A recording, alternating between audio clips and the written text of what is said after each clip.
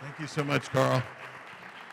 Yeah, see, one of the benefits of having my kids here is that my daughter Michaela here is that you keep me humble and realistic of like, yeah, it's just dad, like these titles and this other weird stuff. In fact, as I've been able to do these, been having these events around the country in the different cities. And in Seattle, my daughter Jess and my brother Monty was there. And then in Denver, my brother Todd was there. And so it's just fun going around and then having family come in. I will have to say, though, it's kind of funny, though, when I come and tell them that people are actually wanting to talk to me and, hey, take a picture with me. And they're like, Dad, why do people want to take a picture? Like, that's weird. But, okay, I just got to get a couple things clear right out of the gate. As soon as he said I was from Salt Lake City, and then he said I was a blended family of 10 kids, they're like, well, of course, because you're from Salt Lake City. You have 10 kids, right? Yeah, I have a blended family of 10 kids. I have 4 children, and my wife has 6 children. Her name is Jody. She's my best friend. My miracle, I call her, because she is the widow of my very best friend who died 15 years ago this month. That's a long story for another day, another time. But we have quite the experience in our family with having 10 children from the age of 31 to 17. They're pretty much split almost 5 and 5 on conservative, progressive, and it leads to a lot of interesting dialogue and discussion. In fact, I'm going to share one very quick story, but Kayla's going to be promised to not tell anybody I'm sharing this story. Actually, in a serious note, I want to start with this one particular story because it kind of is indicative of what I believe we're all experiencing on a regular basis. So 5 years ago, I moved to Salt Lake City. Had lived right before that, lived in Arizona and in California. Actually lived here in Austin for 10 years. It's my favorite city. I thought I was going to live here my whole rest of my life. In fact, I love it so much that in my travel, I put my Lucchese boots and brought them with me. I got to wear my boots. But I've been in New York and DC the last 2 days. They're not worthy of the boots. The boots only came out when I got to Texas. I just carried the boots around with me through New York City, literally from place to place. But when I landed in New York City Monday night, I was like, I forgot to bring a jacket. That was one of these. Texting my wife, I forgot. But I knew I was coming here, so it'd be a little bit warmer again. But we moved around a few different places. I grew up in New Mexico, as I mentioned, in Las Cruces. Anybody else got New Mexico connections? Yep, we just talked about the New Mexico connection. So I grew up in Las Cruces. I was just having dinner with Jessica Slade. You know Jessica Slade with the Weber Foundation? Yeah? She grew up in Albuquerque. She has a blended family with 4 and 3 kids, 7 total. It was amazing. We're having dinner. I'm like, wait, what else is the same? So lived around a few different places, and then most recently moved up to Salt Lake City. And in Salt Lake City, so if you remember a few months back, a horrific thing happened in Minnesota. Melissa Hortman and her husband murdered at their front door of their house, right? Then this was right before I started. I started on July 30th as the new CEO of Braver Angels. And that was before I started. And then after I started, just a few weeks or maybe a month in or less, 25 miles down from my house, family members of ours were there. 4 of our kids have gone to Utah Valley University, UVU. I had a nephew and his wife and my daughter's really good friend on the front row as Charlie Kirk was assassinated doing debate. Now we could talk about whether you like what he was doing or not, or whether you maybe hate what he was doing or not. But being murdered for doing what he was doing, no matter what, is not acceptable. It's not part of life, right? It's something that hopefully becomes more of a wake-up call of the things that we just can't do. Last night I was in Washington, D.C. with my governor, Governor Cox. I've worked with him a lot. He's become a good friend. And he and Governor Shapiro did an event at the National Cathedral. Now, that's not something that is celebrated by a lot of people. Republican governor, Democrat governor, same stage, talking about leadership and talking about how they like each other. And then they actually disagreed on a few items through the night. But that's the kind of leadership that matters. That's the kind of leadership that we need to show in our own lives, in the way we show up. Because in this great American experiment, the role of citizen is George Washington said was the most important role in this democracy, this constitutional republic, the element that we have to be able to practice democracy. And so that's such a critical piece. Well, on the day that Charlie Kirk was assassinated, I was on a call with our team at Braver Angels and a contractor that was working on something.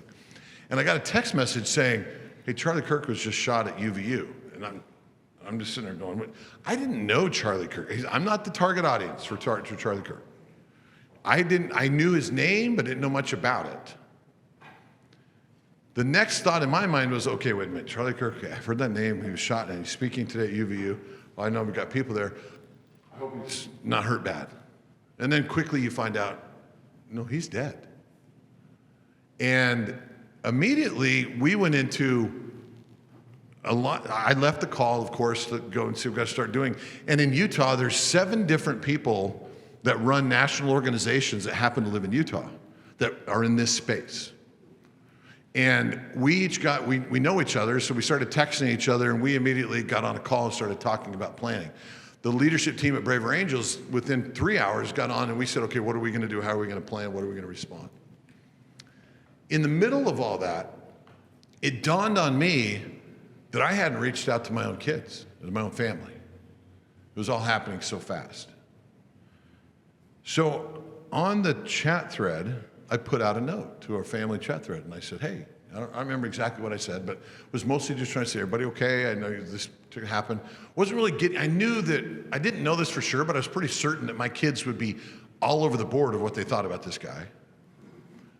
But I was pretty sure we'd all be on the same page that somebody dying is a horrible thing. And I just wanted to reach out. So then my wife did a note, and then I don't know how much time passed by, but our second oldest daughter, my wife's oldest daughter, she put a comment on the thread and said, OMG, I can't believe you hypocrites. And it said something to the effect of, I can't believe you're making such a big deal out of a racist, homophobic guy, and that there's kids dying in Gaza every day, and you don't seem to care about that. Well, I'm sitting here looking at that on the phone calling, I'm like, oh wow, what's about to happen here? And then my son went on and tried to interpret it for everybody. I think what she's saying is, and then others started weighing in, and accurate, Kayla, to say that it didn't end well. No. It got real intense really fast. And it ended with another son saying, well, at least we know who the sociopaths are in the family. You're dead to me. And previously, one of the other kids saying that we know who the fascists are. And I can't remember what else she said. But it was like, oh my gosh, this is my family right now, exactly like America.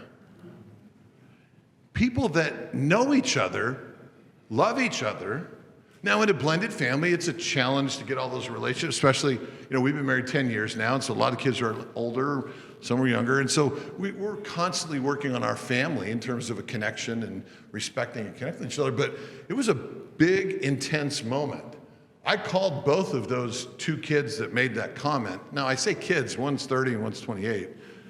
Kids, but nevertheless, adult kids. And I talked with each of them individually and walked through the notion of like, okay, hold on, let's talk about what just happened there, right? And it took an entire, so all the way up until we had, these are two of my stepchildren, and they're siblings, and they're the ones that were attacking each other. But so many other things happened in that process. It took me a couple months or a month or so later to find out that one of my daughters, my biological, who I hadn't called and talked about it, when he said, at least we know who the sociopaths are in the family, she had made a comment about Gaza too. And so it was like he was talking to her. And so I had this connection with my daughter where I had to apologize that I completely missed what had happened to her in that moment, how she felt. And it went all the way till in Halloween. We've tried to create traditions, Jody and I, in the last while in our family, and so we have this Halloween costume party with any of the kids that live in Utah with us and come, and that at that Halloween costume party, that son and his wife refused to come because his sister was going to be there with her husband and their 2 kids. And I call him up. I'm like, dude, seriously? He's like, yeah, I'm not going to do that.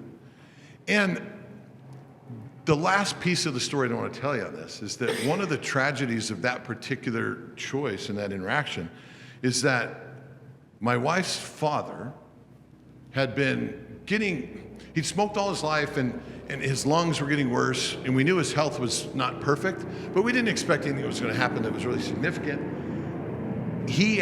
But he chose to come to that party, even with his oxygen and everything. The son didn't come. Week and a half later, 2 weeks later, his grandfather dies. Now, he saw his grandfather in between, but that family moment that we had there was the last gathering. And because of labels of 2 people that have grown up with each other, know that they're both good people, but had gotten to the point of the intensity of emotion and evaluation of the way they felt about each other, that it carried on that full force. Now, I'm really thrilled to tell you that at Thanksgiving, we had another month, and now they're talking to each other, they both came, and they're together, okay? Now, I've got to believe, anyone in your family or in your experience that have anything like that? Or am I the only one? I can't be the only one, right? This is happening all over the country on a regular basis and didn't just happen. So what I want to talk to you about tonight is, and I share that story with you to be able to connect with the fact that this is real. This is stuff that's happening on relationships every day across the country, and it's not healthy and it is not sustainable. And on top of that, I don't know that we have a super long runway to keep playing like this until we end up being 3 countries. And you even have people today on certain platforms starting to claim that maybe that's the way we should go. Well, I don't know about you, but Europe West is not my idea of a good idea in terms of the United States of America. And we ourselves have an opportunity to own our part in the process. And so my hope tonight is to talk, to share some things, and to listen. But one of the things that I really like to do at the beginning of this is to ask you, why are you here tonight? Let me ask you, how many of you here tonight is the first time you've ever done anything with Braver Angels? Awesome. Great. It's about a third. What I love is every city I've been in, that's what it's been. It's been about a third to half. And I love that because it means we're finding more people and we're sharing. Now, I've also learned that it's a risky exercise to ask this question, but it's an important one. It's like, why are you here tonight? The reason it's risky, and I told some of the folks right beforehand a quick story, but when I was in Denver last month, I asked the question. This lady right over here in the room, I just remember she was on my left-hand side, she raised her hand and said, why are you here? She said, well, because I heard, leadership is important, and I heard we were hiring a new CEO a few months back, and I got super excited. I'm like, okay, cool, this is gonna be great. In my mind, I'm thinking, okay, what's coming next? And she says, but then, I'm like, oh, but then, okay. She said, but then I heard they hired you. And I'm sitting here going, okay, it's a group like this size. And I'm like, okay, what's coming next? And she said, and I got sad. And I got mad. And I was going, oh. And everyone's kind of laughing at first, but then they were like, leaning in, and I said, tell me more. What are we doing, Braver Angels? Tell me more. Tell me more about your life experience that shapes the way you view me. And she proceeded to say, well, first off, you're a man. They hired a man, it made me mad. Second, I heard that you're from Utah. And I don't like that. Oh, I'm definitely from Utah now. I live in Utah. Third, I heard you're a Mormon. Now all of a sudden the room was getting really quiet. And I'm like, oh wow, we're getting real personal here. So I'm Mormon. And then she said, and fourth, I heard you're a conservative. I was like, yeah, guilty as charged. And then I said, and I just looked at her, and then everyone was really quiet at this point. But here's where the amazing thing that happened, and it set up the whole night in such a beautiful way, you'd almost think I planned it. She said, and then I realized how judgmental I was being. And I said, I have to be here tonight to get to know you, to listen to you, and to try to understand who you are. And I just started clapping for her. And I said, that is what we're all about. And that took a lot of courage to say that. In my mind, I'm thinking, this could be interesting. But toward the end of the night, when we were talking about one of these issues that we'll talk about today, about one of the strategies for growth, she raised her hand again. I'm like, okay, let's call her. And she says, she was very vocal. She said a lot that night. And I said, yes. And she said, what would you like to say? You know what, this thing that we're doing right now, that we're talking about, I'm just not sold on this. Can you talk more about this? And I was writing something up on the wall. She had a board there. And I turned around and I said, you bet. But you know what I'm excited about? It sounds like we got past me. And then everybody laughed, and she laughed, and everything else. So that's the essence of being willing to speak freely and openly without fear of attack, right? We got to be able to recognize that that's what we got to do. We got to model it. So what are some of the things as to why you're here tonight? And I'm going to write some of these down as we go through. Who would like to raise their hand and just say, what are you hoping to do out of tonight? Like, why are you here? Who would like to say something? And I'll call on you if you don't. Yes. I just want to see what the difference is in different experiences and what kind of pulls different people apart instead of together. Okay, so understanding dynamics and experiences that have been as to why people will separate versus come together. Okay. What else? Do we have somebody over here? Yes, Homer. I have for some time been very distressed about the degree of divisiveness in our country. And, you know, a house divided against itself will fall, right? It says that in the Bible, but it's as true as, you know, that the sun comes up every day. And I see nothing good coming out of that. It's really a problem that needs to be solved. And that's why I joined Braver Angels, and that's why I'm here. So tonight you're here to be able to what though? Like what? How will tonight help you on that quest, do you think? What I'd like to learn is how can I personally bring about change? Okay. How can I contribute? Love that. How can you contribute? What kind of change do you make? Back here. I'm a longtime member of Citizens Climate Lobby, Okay. and we've had a long-term partnership with Braver Angels because Yeah. we have a lot in common. Yeah. And I'm hoping that will continue. And I'm Do hoping. you know Benji Backer? I'm sorry. Benji Backer? Do you know Benji Backer? I don't happen to. Yeah, keep no. going. Sorry, I interrupted you. I'm hoping that partnership will continue and strengthen. And so tonight, as long as I don't say we're no longer working with, so you wanted to come and see how the partnership can be strengthened. Right. Okay. Who else? Yes, right here. So I've been working with Braver Angels for a number of years, and I believe in the mission, but I'm here tonight because sometimes it's easy to lose hope, and I figure you're like a coach, and I want you to pep me back up. Sweet. Kayla, can I be a good coach? I got to coach Kayla in soccer for many years with you. Okay. Yeah. My name's Paul. This is my first night here. I just learned about Braver Angels in the last couple of months, few weeks. Great. And I really like talking to people and interacting with people from all over, all over the map. And so what I'm interested in is how does Braver Angels facilitate that? Like outside of this group of people here, how can I take that desire and some of the stuff that you folks put in place and kind of go this direction, you know? So similar to Homer in the sense of like, what do I do? How do you guys do this so you can find yourself in that? Yeah. Okay. Exactly. Perfect. Others? Yep, up here we go. Good evening. My name is Pamela File. I'm here because of my husband, Rick File. He's a active member of Braver Angels. So my personal reason why I'm here is that I'm an immigrant. I've been here in the U.S. for 5 years, and U.S. has to remember that this country is a world leader. And from my home country, which is the Philippines, whatever U.S. does, it affects us as well. In terms of leadership, we tend to follow. And so we have our own issues there, but again, going back, U.S. is a world. So tonight, what would you hope to get done?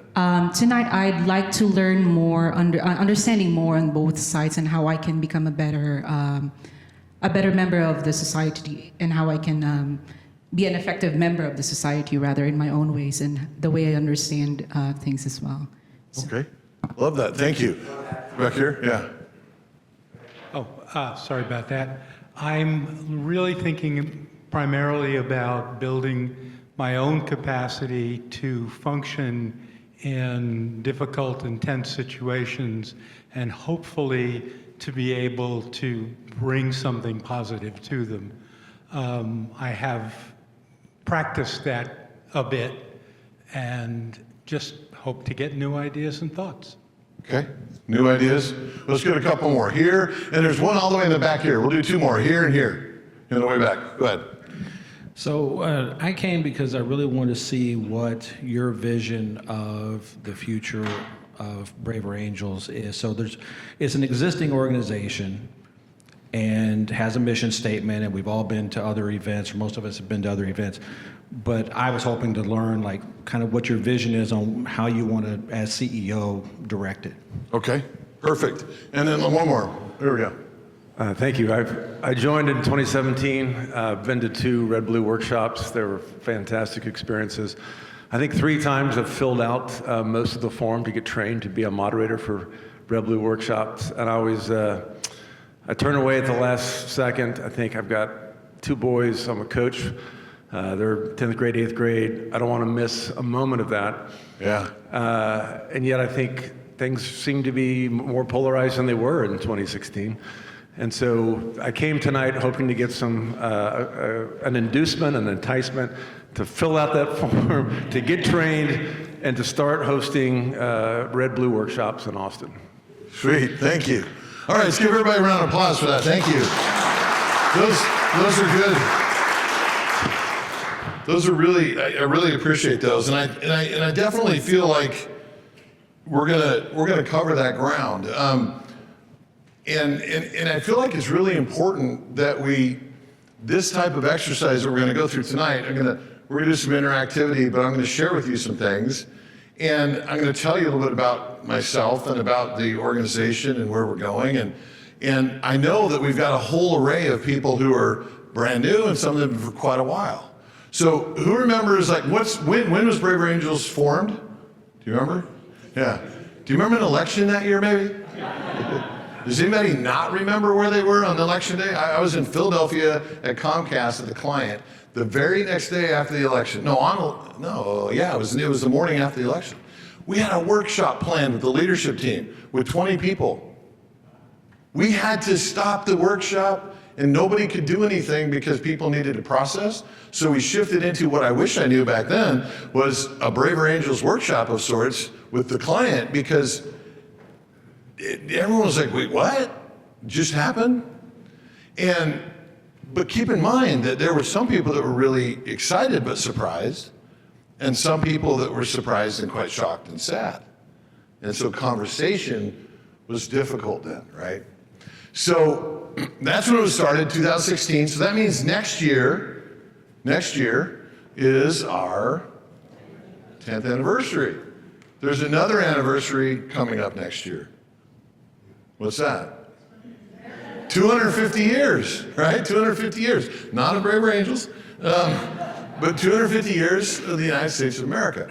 So I want to use a couple of things as we walk through. Now we're gonna look and share some stories, but What I want to know, some of you may have seen this, but this is something that we just announced this week, and I am so excited about this. Here we go. One of the most amazing things that we've done at Braver Angels over the years is our national convention. 1,000 people from across the political spectrum, equal numbers of red, blue, and in between, practicing this concept of courageous citizenship, renewing civic culture and building trust across political differences.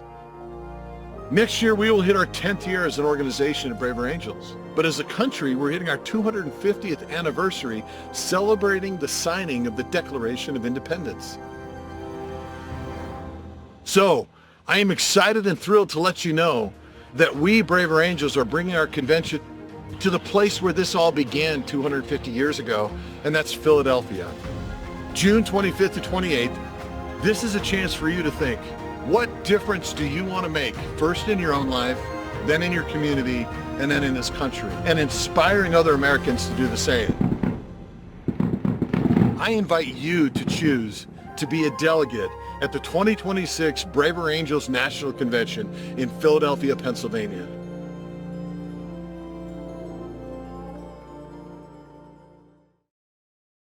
One of the first things when I took the job, when I started, is I asked the team, I said, okay, so do we have stuff lined up for what we're doing for the convention? And they're like, yeah, we got it lined up, we're gonna go to Kenosha again. And I said, wait, say that again? I love Kenosha, but does everybody know what's happening next year? We've gone to Gettysburg, why are we not going to Philadelphia? Well, and there was conversation. So there's some real reasons, but I said, listen, we have got to be in Philadelphia. Next year is the 250th celebration of this country. We have to be in Philadelphia. So Herculean efforts by Mark Metzger and the team and Barbara and the local alliance in southeastern Pennsylvania. And now we're going to be at Temple University, June 25th to 28th. Yes, clap, please. Yeah. Who has been to any of the conventions before? Some of you? Okay. Amazing experiences. Who was there in Kenosha when we all watched a debate together? Just a few of us? That was an experience, Rick, wasn't it? So I've been a volunteer for the organization since about 2020. When we were in Kenosha, last year, was it? I guess it was last year. 2024, yeah, I guess we're still in 25, so it was last year. When we were there, we all watched and gathered to watch because they scheduled the opening debate. I don't even know if that's the appropriate word for what happened that night, but had that debate, and so we ended up changing the whole opening of the convention, and we had 700 of us in this big room, the largest debate watch party ever, and wow. If you watch that debate, imagine watching it with 350 reds and 350 blues, or some mix in between. So the conventions are fascinating because we purposely require, when you apply to become a delegate, and then we make sure that the numbers of attendance, red, blue, and then a portion that's in the middle, and we make sure that red-blue balance is there. Because that's the point, is that engaging with people that are different and declaring the fact that you have a different ideological home. Now, red-blue is a thing that you're going to hear a lot about us trying to figure out the next iteration of how to talk about that. Because it's a frustrating, weird thing right now. You say red-blue and people are like Republican, Democrat, I hate both parties. In fact, the plurality of Americans now don't reject both parties. Here's what I need you to understand. We're figuring out how you talk about this, but when we say red-blue, we're not talking about Republican, Democrat. What we're talking about is your ideological home start more on a conservative side or more on a progressive side? Now, I know it's not perfect because some people feel like, well, I'm not even being included because I don't identify as red or blue, so you must not want me. So we're going to figure that out. How do we talk about it? But let me tell you why it's so critical that we have something that helps identify that we have different points of view, and it's just that. If you look at the sector, this group of organizations that play in this space, we are literally the only one that require in our leadership a balance between conservative and progressive. And guess what happens with all the other ones? Sorry for all of you blues out there. This isn't a derogatory. This actually applied to you. It's very easy to get blues and progressives to join an organization like this. Y'all are already, or all y'all, I can say all y'all and people know what I mean. You know how many times I've been in a client meeting and they say, what'd you just say? And like, all y'all. I don't even have to explain it. Yes. That all y'all will understand that if the organization doesn't require balance, then what happens is it just becomes an organization of those that share the same ideology. And that's what most of the organizations in this space are. I'm not saying that they're not valuing, that's great. That means there's a lot of folks that are blue that really want to try to get into this dialogue. But there's a lot of folks that are conservative that feel like when you come into a space like this, that it's like, you're just here to help illuminate me on how dumb I am so that I can eventually be enlightened like you and make the right choice, right? Now, I think if you're a conservative, get the chip off your shoulder and just show up and get over yourself, right? But I understand why it comes that way and it feels that way. So we have to, if we cannot walk away from identifying our ideological home and still get the magic of what we do here. But we have to get a better way of talking about it than red-blue, because we're losing people. People don't understand when we say red-blue, because those have been weaponized, just like the word citizen, just like the word democracy, just like the word constitutional republic. I mean, there's so many of these things that have been weaponized. Okay, so does anybody remember on the convention that little slide? Had anyone seen that video before tonight? A couple of you? Okay. Yeah, we sent it out over the weekend. We had a fireside chat on Sunday night where we revealed it. And go check it out if you get a chance. It was kind of fun. But does anybody remember the theme that showed up there at the end? There was a thing on the screen that said that what we're calling our convention. And it's our theme for 2026. Anybody remember it? It's okay if you don't, I'm just curious. Anybody? Something renewed. Okay, it says 1776 to 2026, a pledge renewed. A pledge renewed. That's our theme for next year. And that's the setup for what we want to talk about tonight. Why would we say a pledge renewed? Like, what are your thoughts on that? Once we finally landed on that, I got chills. I was like, yes, that's it. That's it. We focus in the Declaration of Independence on the first few lines all the time. What's the last line of the Declaration of Independence? No, it's a pledge that they made to each other. Yeah, we pledge it. It closes out by saying, and our sacred honor, our life, liberty, and our sacred honor that we pledge to each other. We don't focus a lot on that final statement. That final statement in the Declaration of Independence was acknowledging a declaration of interdependence that was requisite for this to succeed. We have got to renew that pledge. We have got to recognize that me and you being different is awesome. And your perspective being different than mine is great. And the opportunity for us is to work together to be able to say, how do we build on common shared values to co-create solutions that work best for all of us? That's just the way it's got to be. Thank you. Now, when James Madison in the Federalist Papers, if you remember, I'm not going to get like a big old history lesson, but maybe a little bit, the Federalist Papers was an extended campaign to get the 13 colonies to all vote to say, yeah, the Constitution will agree with it. It was a very involved effort, and thanks to the musical Hamilton, we all know a lot more about it now, and how many were written, right? But James Madison in Federalist 10 and 14 talks about when he was criticized, and he said, no, this will never work because when this country gets big, this system can't operate that way. The diversity will be too big and the differences of opinions will be too wide. And he said, no, you're missing the fundamental design of this system. This is the only system that will work in that sense, to where no majority can do tyranny over any minority, and no minority can dictate to any majority because of the way we've designed the system. And that difference of intense, robust debate within the confines of that system that was designed is what will make us is what will make this work. You can't simply win the White House, the Senate, and the House and run through an agenda. Look at what's happening right now. Now I know we can have some debates and say, well, executive order, da-da-da. Guess what? Every president now has been doubling and tripling and now quintupling the number of executive orders that happens every cycle.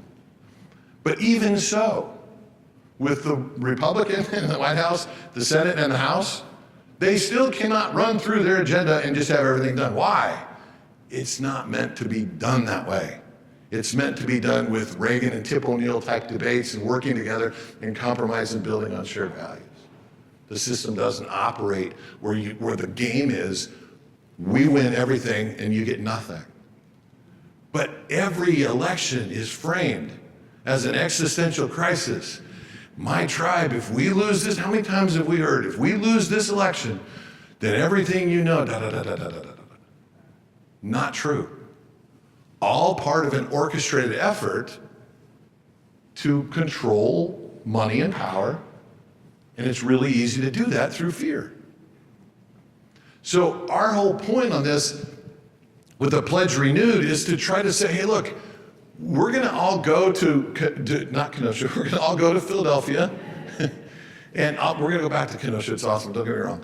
We're going to go to Philadelphia, and that's going to be something, just one of many things that we do next year to renew that pledge by the way we live, by the actions we take, not simply the words that we choose to use, but it starts with words.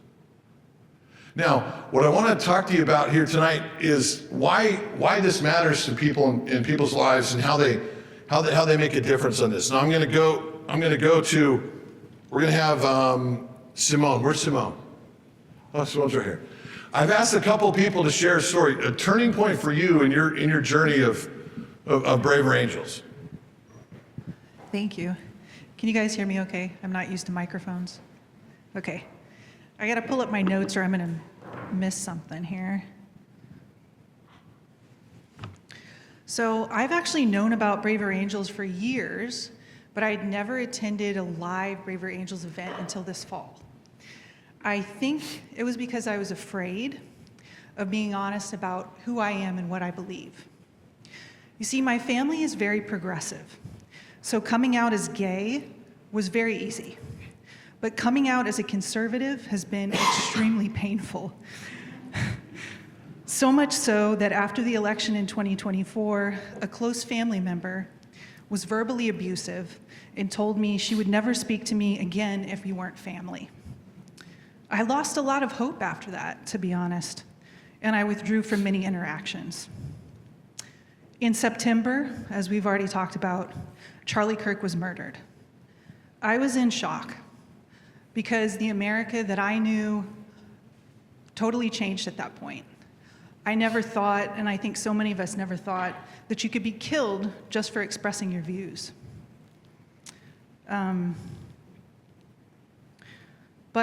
So it was a sad time for all of us. But about 3 days after the assassination, I was reflecting and suddenly realized that Charlie Kirk died doing what he believed in. And I think, in my view, he died doing what so many Americans still believe in: open, honest, and free dialogue. And I thought, what could be better than to live and die like that? So what was there really for me to be afraid of in opening up and being authentic with my own friends and family, with my church and my community? And I thought maybe if more of us are honest and brave, starting with me, and learn to listen and communicate better, we can actually bring our country back from the brink. So I got in touch with Carl and Joanne here at Braver Angels Central Texas about setting up a workshop in my small town outside of Austin. And we had our first workshop in November, which was really successful, thanks to all of the Braver Angels folks that came out and made it possible. Ran the workshop. And we actually already have 2 more scheduled for early 2026, and a lot of people are excited about attending another one. My blue partner and I, who happens to be my godmother, are spreading the word all over our community out in Bastrop County. And we're working to change the way that we communicate with each other. And we have the goal of basically changing ourselves first, changing our relationships second, and basically eventually changing the local culture into a culture in which you can have honest, open, and compassionate communication and dialogue with each other. So thank you.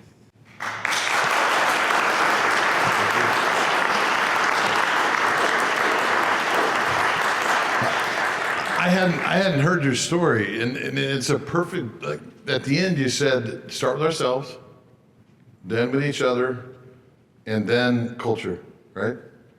It's like a perfect piece in terms of where we're headed in terms of talking about the strategy. Thank you for sharing that. And I know that even on that topic, and I just want to state this because I've heard from a lot of, when you jump into a job like this after, you know, and something like Charlie Kirk happens and you start sending information out there, I heard from a lot of you, and people feel all over the board on that issue. In fact, I had a lot of people upset that we were even referencing it, and said, well, why didn't you do that when Melissa Hortman was shot?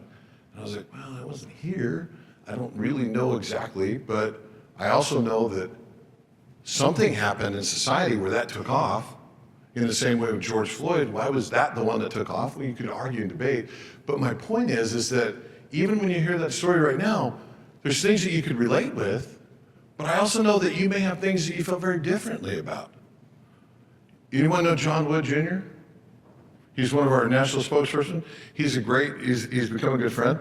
He and I have had a couple of conversations with specific people around the country who wanted to have the conversation because they didn't like what John wrote about Charlie Kirk after, because they didn't agree with that. So we had to have the conversation of like, well, I think that's why we're doing this.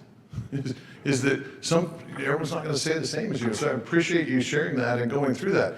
What are the causes? Let's talk quickly. I want to share a few things here about the causes. Like, why is this polarization? Is, again, back to Hamilton musical. Polarization has been around since the beginning, right?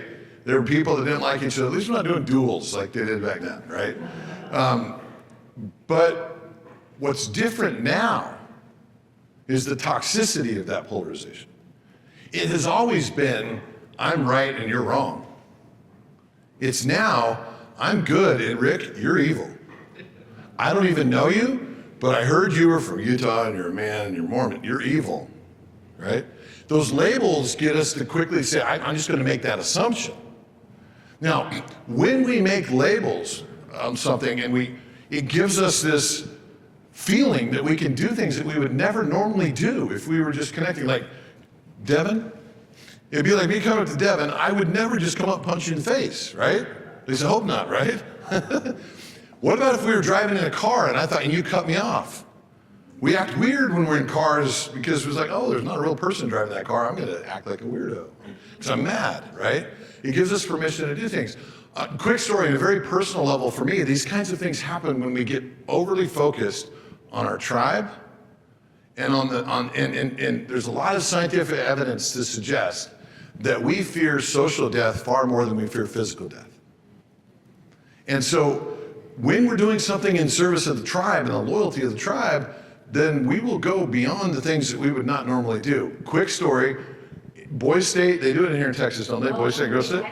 You did? Yeah. So I did Boys State when I was a junior in high school, and I was so pumped because I just wanted, you go and you do your mock government, and you elect people and all this. My objective at Boys State was I wanted to be elected to go to Washington, D.C. because I was dying to get to Washington, D.C. And I knew that I couldn't afford it, my parents couldn't afford it. But if I got elected as the state representative of Utah, or New Mexico, they send two of us from each state to Washington, D.C. So I'm like, okay, bingo. I did my homework. I talked to other people that had gone, how do you get elected to that? I had a strategy, and it was all about you start local, you help out, you pick a candidate for governor, you help them run, you get to be the party chair, and then you'll get to know all these people, and then you'll get elected. And I'm like, okay, boom, put the plan in action. It's a whole week long, right? Here we are on Thursday of the week. Everything's gone perfect. And my guy got elected governor, and he pointed me to his cabinet, and I was state party chair, and I'm like, okay, everything worked. Then I was a little cocky. I went back to my city, which was our dorm, but that was our city. In your city, you get to pass laws. And I had been appointed a police officer by the mayor who helped get elected. So I was also a police officer in my city. we had passed a law that you had to walk backwards on our sidewalks. So I'm like, oh, that's a cool law. I'm going to go enforce that law because I'm a police officer at that city. So I'm with my tribe now. I'm going to go represent my tribe. I go and there's a guy, certainly, guess what? Surprise, surprise. There was somebody walking forward on the sidewalk instead of backward. Imagine that. I see him, I say, hey, you got to stop. You got to stop. You got to walk backward on our city. He looks at me like, yeah, right. I'm like, no, I'm serious. You got to walk backward. And he says, make me. Okay. Immature, amygdala still not right, and we're not still fully developed here up top. I say, okay, I start chasing him. We run through campus. And I'm chasing him, I'm like, this guy is going down. Now, my favorite sport was football. I loved it, I played linebacker. And I'm like, all my practice, all my work, I knew exactly. I saw the guy in my sights. I dove to tackle him. Now, one very important problem. Did not think about the fact that we were on cement. Tackled the guy, we go down in the ground, he breaks his clavicle, scrapes up his arm, his head. I'm immediately thinking, I am an idiot. Got sent home from Boise State the day before the election for going to Boise Station. I had done something insane, something that made no sense to a guy, and I was passionate about it. I was like, I'm gonna fight for my side.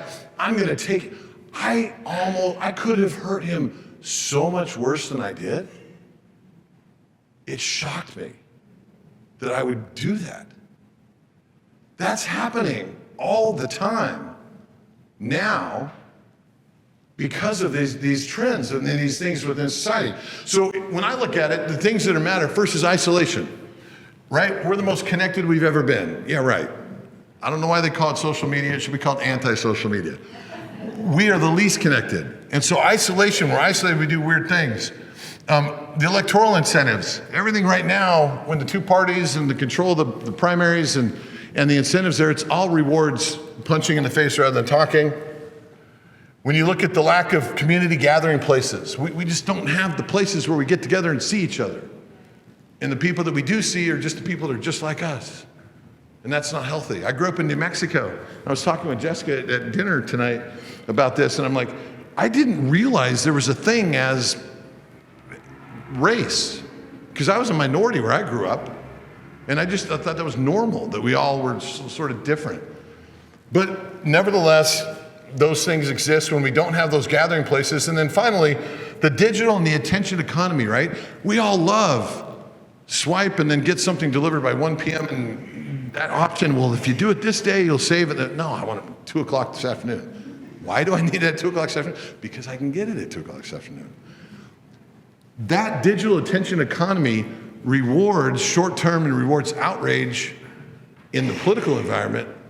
But I believe at the core of it is the thing that we have to recognize is that there's a selfishness to this that we contribute to. We spend a lot of time focusing on, oh, those politicians. Got to hold them accountable.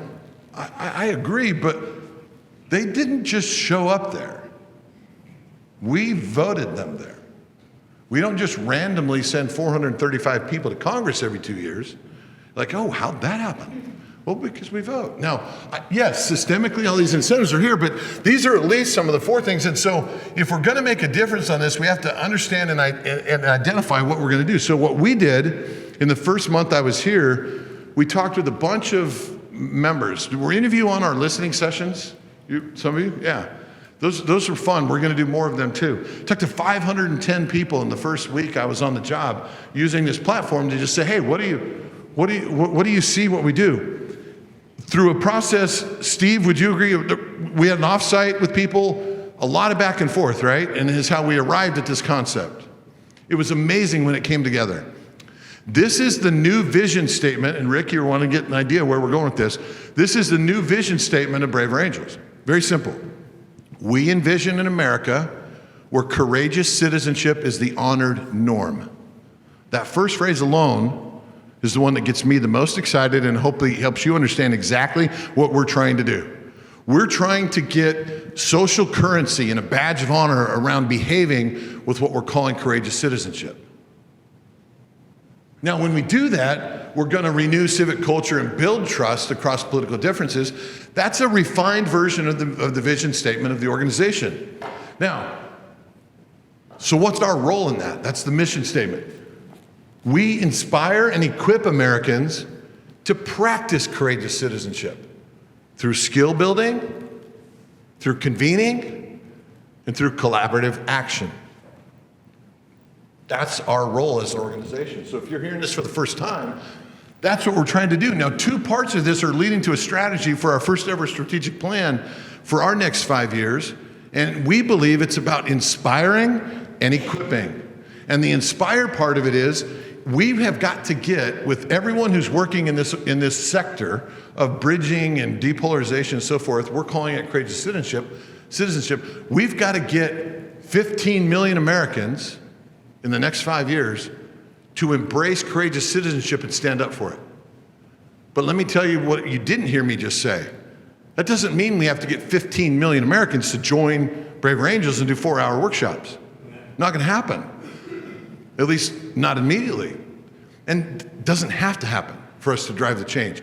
But we do have to get 15 million people who will engage in saying, I believe in courageous citizenship, and I will applaud and honor and respect that when I see it. I'll put it on my resume if I'm a kid coming out of college. So with that, then the question becomes, what do we mean by this idea of courageous citizenship?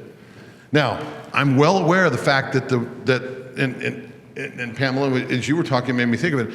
The word citizen today has kind of been weaponized in the current issue and debate around immigration. But I want to take you through what we mean by this, because as we've been talking and did some research and exploration, the notion of citizenship has not been hijacked at the level that the word citizen has. I'm not talking about your legal status when I say that. I'm talking about your ownership of your part in the great American experiment. If you live here, you have a part in it, and it's an important part, and it takes courage to do it. So when we talk about courageous citizenship, what we're saying is actively engaging in human connection across political difference to build together. So a couple things, you break this down. Active engagement, it's choosing. Human connection, remember that isolation? Yes, relationships matter. We have to connect with each other. We have to see each other as people. We don't need unanimity and uniformity. We need unity and purpose. And that only is going to happen if we start seeing each other as people. The political difference is we need to do it. There's a place in our society for protesting.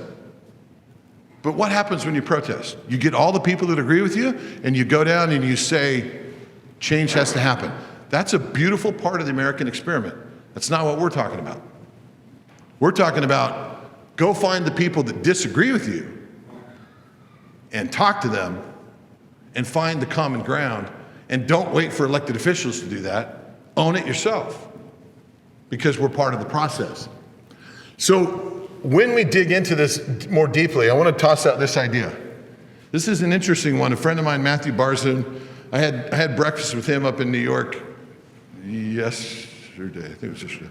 And he was sharing something he'd been thinking about. What is the opposite of cowardice? Anybody? Courage. Okay. Anything else? Brave. Okay. Have bravery. So cowardice means that we have no courage, right? We just, like, I'm not going to be brave. I'm just going to say no. I'm not going to do it. Well, think of this. What if the opposite of that isn't courage, but it's recklessness? Right? Recklessness means what? What does recklessness mean? What's that? Reacting. Careless, just running off and just going. Tackling.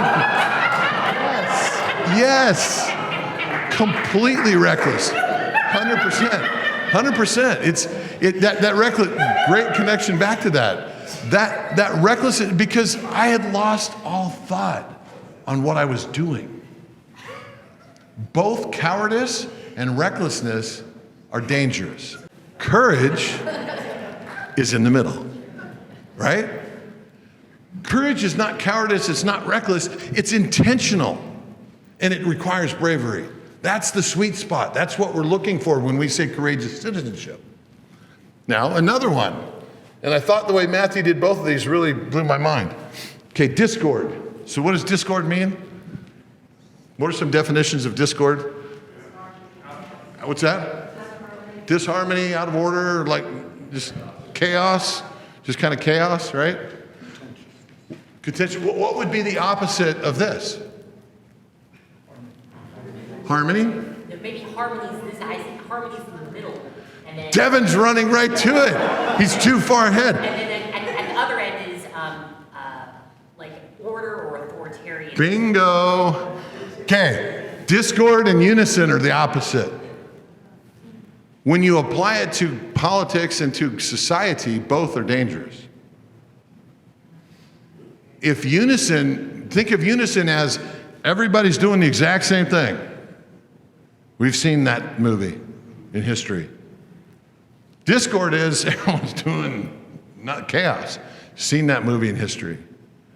Now, what we're talking about is that sweet spot of harmony, right in the middle. That's the sweet spot. And what that means is singing the same song, but different notes. Isn't that powerful? When Matthew, I got to give credit to Matthew. He was the one to tell me. He wrote a book called The Power of Giving Away Power, and talks about constellation mindset. He was an ambassador to the UK, and just a really neat guy. But that, I told him, I said, I'm going to use that. I said, I'll give you credit, but I'm going to use it because it's powerful, and it gets to the point of what we're talking about. So what we're saying in practice then is that courageous citizenship is the choice to step out of the outrage cycle, actively connect with people across difference, and work locally to be able to find constructive ways to heal division and build together. It's a choice. It's a choice to say, I'm going to step out and I'm going to do that. And that's what we're saying. Now, how do we do it here at this organization? Well, remember back to our mission: skill building, convening, and collaborative action. So we have all sorts of skills workshops, e-courses, and volunteer training. And has anyone here played with the depolarization dojo yet? Has anybody heard about it? Some of you heard about it? No one's used it yet? You've used it? Go check it out. If you're a member of Braver Angels, you get free access to it. It's a tool that's AI driven, it's beta. Don't get too scared about it. But what you do, I wanted to call it Crazy Uncle Ted, but that was not a good name, so we didn't go with that. But what you do is you go in and you pick a profile across 9 political ideologies, and you pick gender and age, and you say, okay, I want to have a conversation with that. And the AI creates a synthetic representation of that persona. And then you start having a conversation with them. So if you're going to Christmas with Crazy Uncle Ted and you want to try to, hey, I want to anticipate that conversation before, you can do that. But here's the real power of it. On the right-hand side is a coach. And that coach has been trained on everything that we know of Braver Angels through, by the way, if you don't know about this, it's all anchored in science coming out of family and marriage therapy. And the techniques are proven. We have data out the wazoo of showing the effectiveness of these techniques. So that AI has been trained, and that's the coach. And so as you have the conversation, it points out, you might want to think differently about this. And there's a little meter that goes higher and lower based upon the intensity of the polarization. It's in beta, we're playing with it, but we'll get better at it if you go try it. Try it. The idea there is to practice the skill, right? Now, convening, we do our workshops, we do our town halls and our debates. Debates that we do are very different. If you haven't ever gone to one, you got to see it. It's not Oxford debate of I'm going to destroy you. It's a process parliamentary approach, parliamentary to be able to reveal and surface differences so that you can see that. And then collaborative action is the part that we've always done, but we're currently now putting a little more structure on that load-bearing wall of our pillar of our organization, of the work we do, because what we heard over and over again in those sessions I was talking about is people saying, words for words alone are not enough right now. If I'm going to take the time to go do this, it's got to lead to something that's going to make a difference. And so that's what collaborative action is we're saying with citizen-led solutions. If you haven't heard about that, one of the guys running the whole thing is Steve right here. It's just equipping you to identify a problem or a need or an opportunity in your local area and going to find people in your area that are different than you and working together to solve it. And there's lots of examples. So that's the way we approach it. But the theory of change on individuals is exactly what Simone just said. I was so glad when I heard you say that. This is where we landed on that this is our journey of impact. It has to start with each of us individually. That we have to recognize that you might feel hopeless. I can't do anything about this big system. Like it's just these elections and the advertising. I can't do anything about it. You can, about one very important thing. You can recognize that you have the personal agency to act instead of react. That's where it starts. As soon as that light bulb goes off, then you can choose to act together locally. And if you do that with enough people, you begin to recognize that, you know what? There are some shared national ideals worthy of my support. And so I'm going to act in the health of American society. None of this is asking you to leave your beliefs at the door. Quite the opposite. I get told many times by people, in fact, someone sent a video of someone critiquing the dojo to us. He said, I hate Braver Angels. And then I was like, oh, that's interesting. Go see what it is. He said, well, I hate Braver Angels because all they're asking you to do is to be kind and be nice to people. That is absolutely not what we're asking you to do. I think you should. Being nice is just a good human thing. You'll last longer in your life, probably. You'll have better relationships, but that is not what we're asking you to do. We're asking you to be far more brave than that. Step up, stand up, make a difference, and engage. And so that piece of the puzzle is really critical of knowing that courageous citizenship is any of these activities that are helping you to actively engage in human connection across political difference to build together. Do you see how it goes down that whole cycle of working with people? Now, some of you have been a long time in the organization might be like, well, wait a minute. I've had people email me, 'cause I want you, by the way, there's an email address called CEO Next Chapter. CEO Next Chapter at braverangels.org. Send your ideas. I promise you, we look at those. I look at those. We're using them. I'm someone that wants to get feedback. I was a volunteer for 5 years and nobody asked me one time what I thought about what we were doing. And that was irritating to me. CEO Next Chapter, so just all one word, CEO Next Chapter at braverangels.org, right? The second email address I want to tell you is stories at braverangels.org. Stories at braverangels.org is when you experience courageous citizenship in this way, send us your story. We're going to get a lot better at telling these stories. We don't tell them at all right now. We have to tell them a whole lot more. So the impact is there. So how does, the last thing I want to do here is talk about the way courageous citizenship operates on the different dimensions. On the personal level, what we mean by that, that's an internal piece. That's basically saying, okay, that the internal dimension of courageous citizenship is the necessary personal preparation. It's owning your part of it. And we need to help people recognize that we all have a part of this because we empower citizens. Now, don't get distracted by the immigration debate when I say citizens. I mean, people that live here, okay? If you live here and you're part of this society, then we empower you with the courage to look inward, set aside assumptions, reject cynicism. This is where we foster personal agency and democratic responsibility. We have to own that, guys. It's easy to attack our elected officials as if we don't have anything to do with the fact that they're an elected official. Well, yeah, we do. We voted as a people, okay? Now, just in case you're confused, I'm not talking about Donald Trump right now. To some of you might say that's who I'm talking about. That's not what I mean. I mean whoever's an elected official, we elected them. We need to own our part in the process and recognize that if we want it to change, we have to do that. The second part of it is this interpersonal at the community. It's connection. So basically here, this is the method for constructive engagement that we're trying to teach and inspire, is that we actively step across the political divide to engage. The action is grounded in dignity and shared humanity, that every one of us has worth, and guided by respectful listening and curiosity. This isn't being soft. This is actually a lot deeper than being soft. This is owning and stepping up and saying, I'm going to be a part of the solution and part of the whole system. And then finally is the civic dimension at the national level. If we choose to act for the health of society, then it's collaborative action and renewal, meaning that we move beyond talking only to work side by side locally on shared interests and values. This is essential for experiencing the collaborative action that transforms division into unity of purpose. Now remember I said, we don't need unanimity. We don't need uniformity, but we do need unity of purpose. Now, what are your thoughts and questions about this idea of courageous citizenship? Good or bad? Anybody? Great. What do you like about it? I like the idea that, thank you.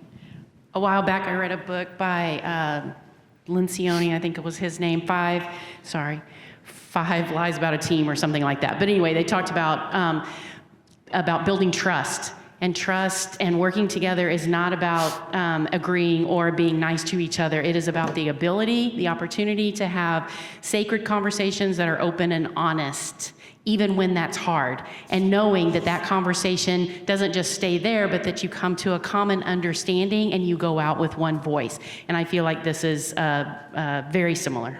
Okay, thank you. Other thoughts, questions, comments on this? Go ahead, Russell.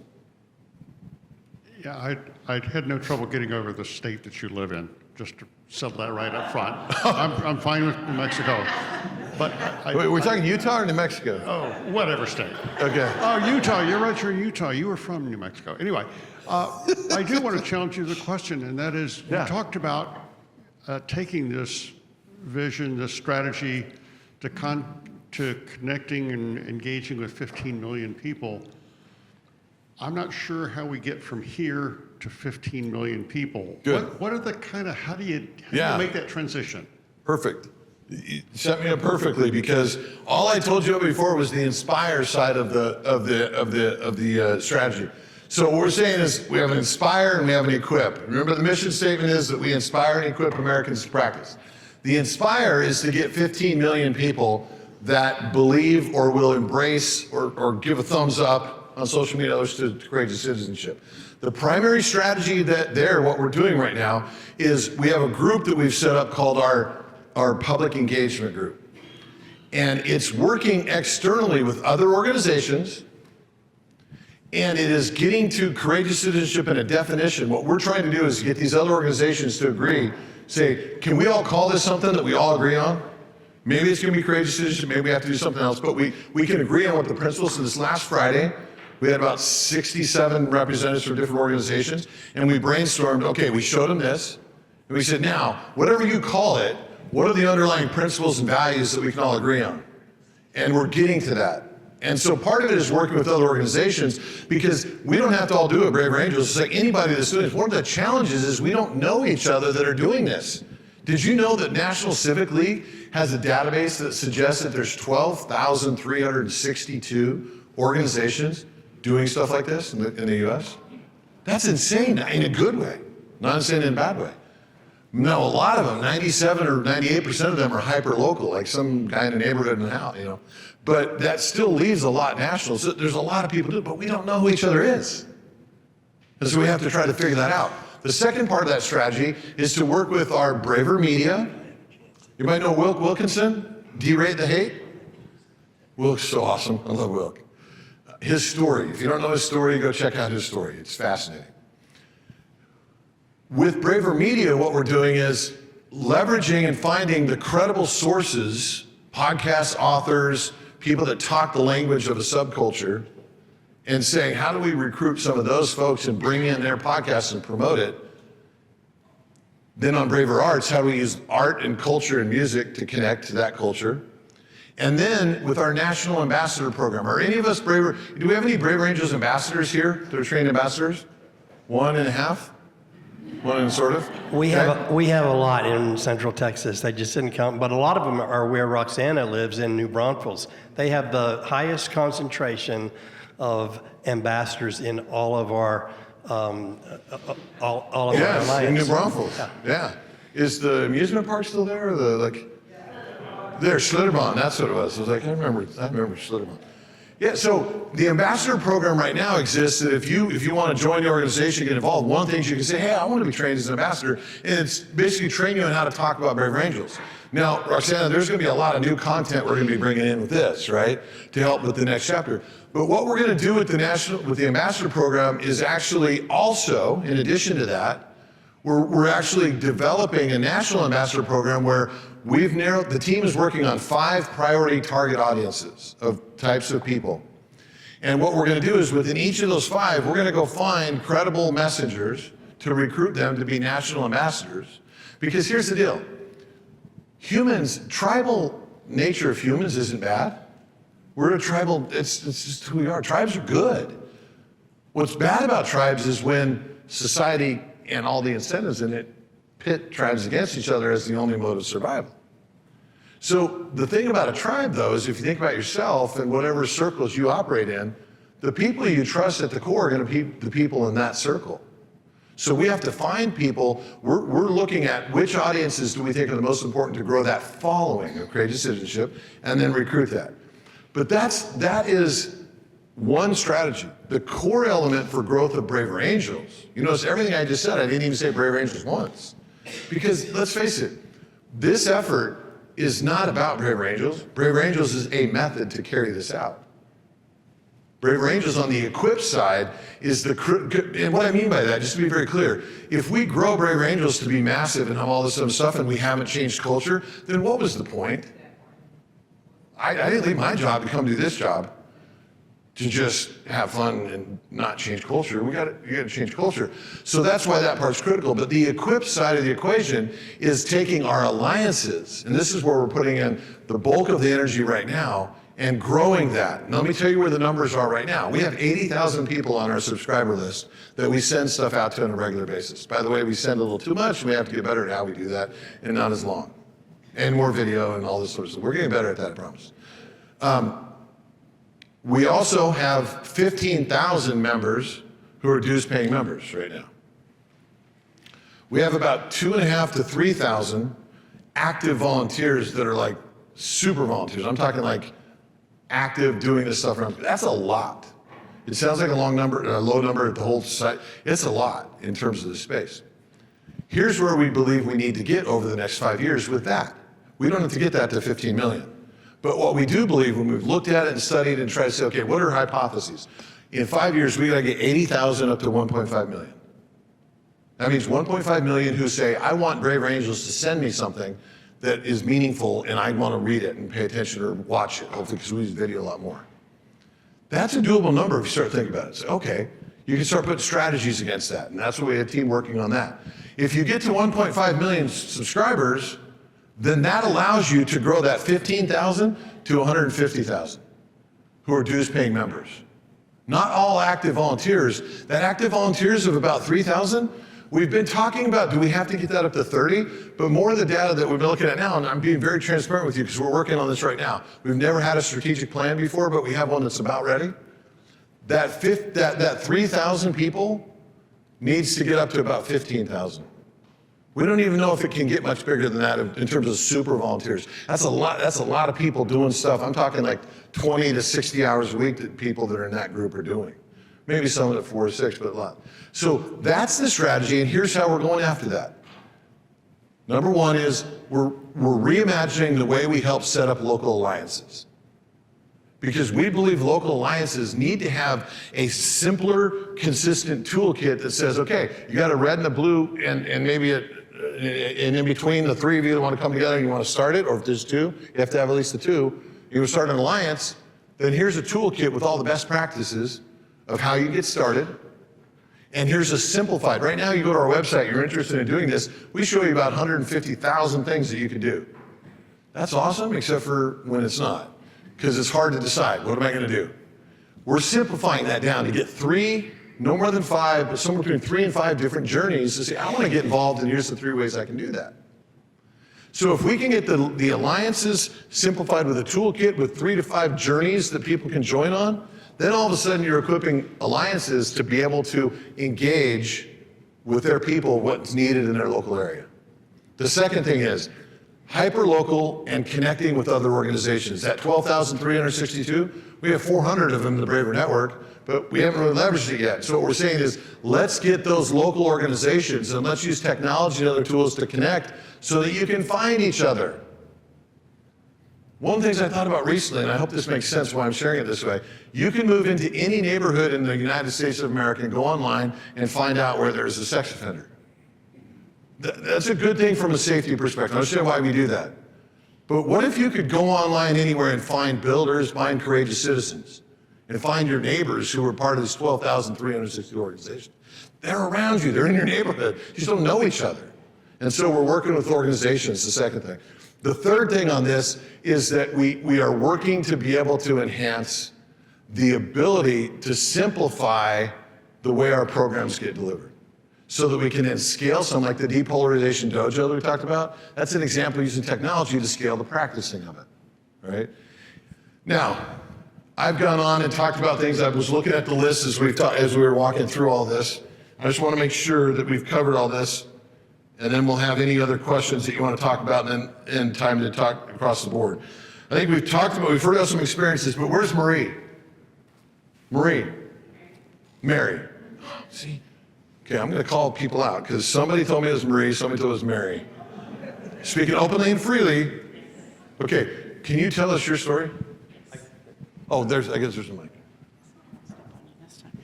Yeah, I'm a retired school principal. It doesn't matter what you call me. I've been called every name in the book. I'll answer to whatever.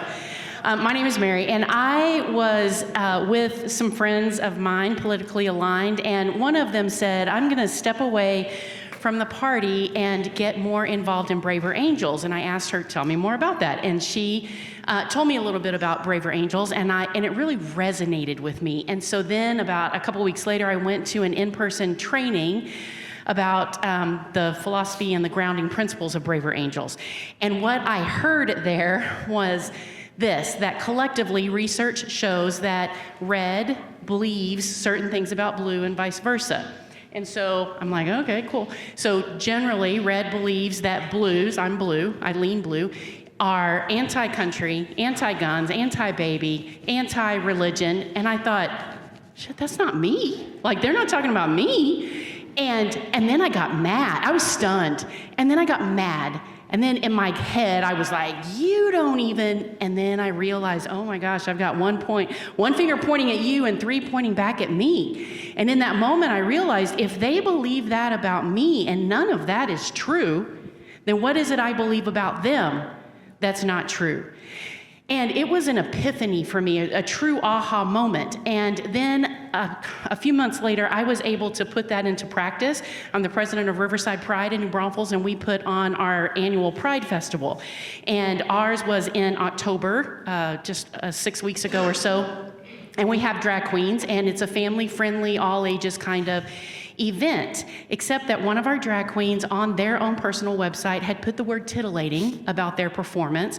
And we all of a sudden were thrown into this community chaos situation.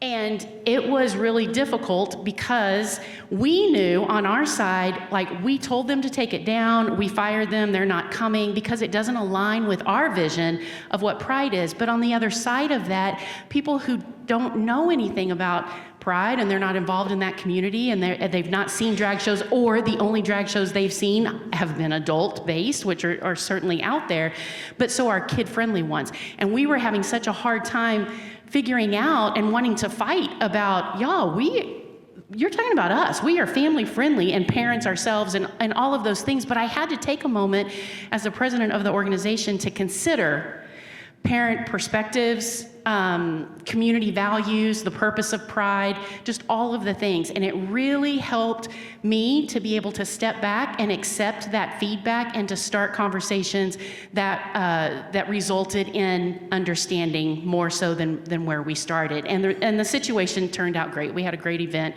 and it was all good, but a little sketchy there for a little bit, but I feel like Braver Angels really helped. Awesome. Thank you. Okay, thank you for sharing that, Mary. Now, before we close, a couple final things. One thing is on that, I mentioned those organizations that got together on that day when Charlie Kirk, we ended up doing something in Utah on Friday, and then that Sunday, I don't know if any of you joined us, but we had an event on Sunday after that. We had almost 1,700 people that stayed on for 2 hours. And we had 37 organizations that came and joined us. And we talked about what just happened, what does it mean, and where do we go? And one of the things that that group came up with is we started a thing saying, America, we're better than this. It wasn't our idea, it was somebody else's, but we jumped on with it. So what I'm going to do real quick, if you're willing to participate in this in every one of the cities I'm doing, if not, then hide under the table for a second. I'm going to do a selfie video, and all we do is really simple. I'm gonna put the video up here where you can see everybody, and then we'll say 1, 2, 3, and then everyone says loud and animated, America, we're better than this. Okay? Now, I will tell you that these videos are being captured so that they can be shared. So again, hide under the table if you don't want to be on it, right? All right? So, we'll come over here and try this real quick. I love selfies, so they work out pretty fun.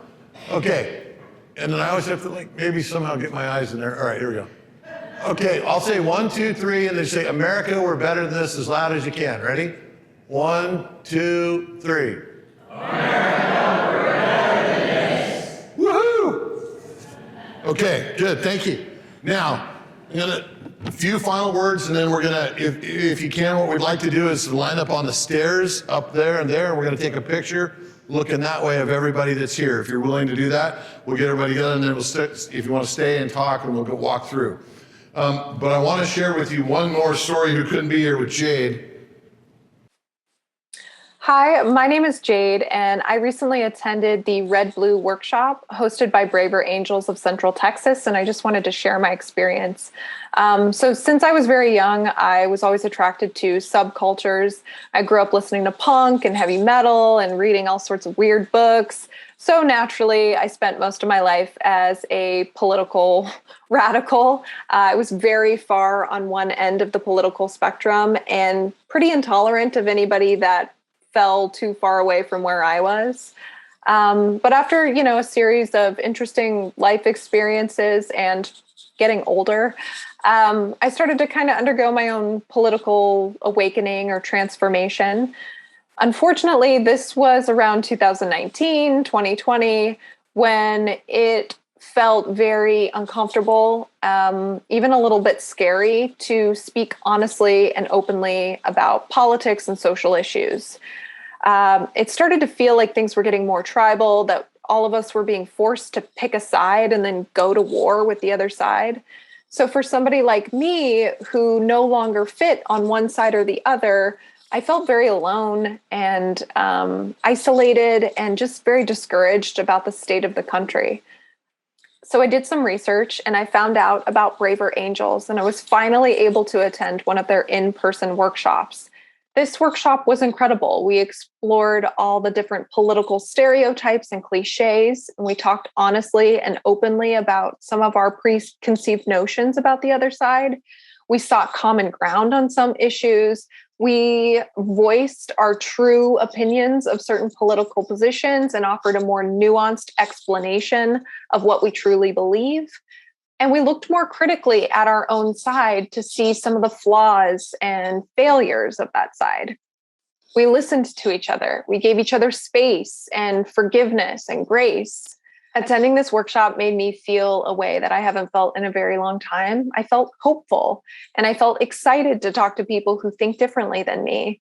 I felt more confident in my ability to voice my own opinions in a respectful way and have positive conversations with people who might have different political opinions than I do. We're hurting as a country, and getting the opportunity to hear from people of all different political persuasions, what they really think beyond hashtags and posts on social media and bad faith takes in the news, that is so powerful. And I am very, very thankful that Braver Angels is hosting these workshops so we have the opportunity to have those conversations. When I was young, I really believed that all social change needed to be very radical.